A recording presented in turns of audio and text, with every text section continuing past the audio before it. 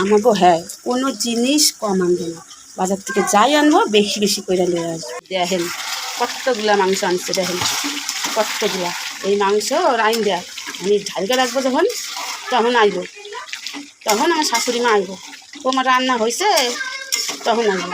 হ্যাঁ মা রান্না হয়ে গেছে, তখন আইয়া এমনি সময় রান্না করে পাও রাখবো না, যে রান্না বান্না হয়ে যাইব তখন আইব। আর সে বাটিতে বাটিতে করে আর ছোটো কুলার লাগা বড়ো কুলার লাগা আর স্বামীর লাগা সবার লাগা বাটিতে কইরা কইরা রাইখা দেবে। দুপুরবেলা খাইবে, রাত্রেবেলা খাইবে। আর ভাঙা চূড়া কুটি কাটি আলু ঝোল যা থাকবো সেইগুলো রে এক বাটিতে রাখবো। খাওয়ানোর সময় আমার করবো বৌমা ওই বাটিতে তরকারি আছে নিয়ে খাইয়া। আমিও সেরম আছি, খাওয়ানোর আমার দরকার নেই, বাপের বাড়ি থেকে কি খাইয়া আসি না, এই যে ওইটা খাইতে যাবো। আমিও কই না মা আজকে গ্যাস হয়েছে, পেটটা ভালো না, খাবো না।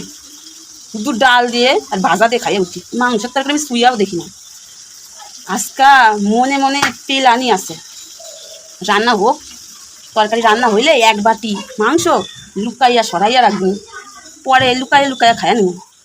এত কষ্ট করে রান্না করে দেখেন বন্ধুরা, ঘামতে ঘামতে মুখ সুখ কেমন ফ্যাকাশে দিয়া গেছে। এত কষ্ট করে রান্না কইরা খাওয়ানোর সময় ভাঙা গুড়ি গাড়ি খামুকে কিসের লাগে খামু।